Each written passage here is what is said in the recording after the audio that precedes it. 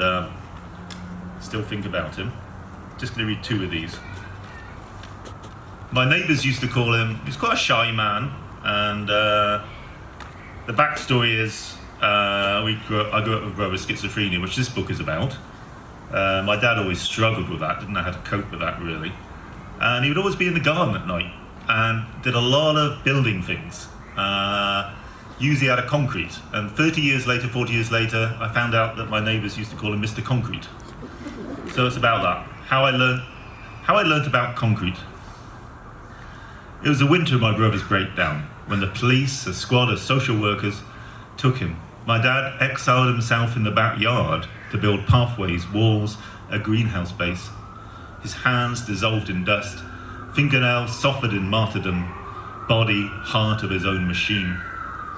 He covered all greenery and flatness, logic, angles of the geometric dream of his unmixed being. What I learnt then, I still use. I know the perfect mix, how much powder, water, sand to pad, strengthen the correct percentages, ideal textures. I'll always see it, the fire in his tiny lamps in the darkened garden on his December evenings, that allowed him to work into the night, merge with it, while his wife, my sister and I watched, set ourselves firmly in the kitchen window, wished him to finish, come back to us from where they had been. Thank you. And I'm going to read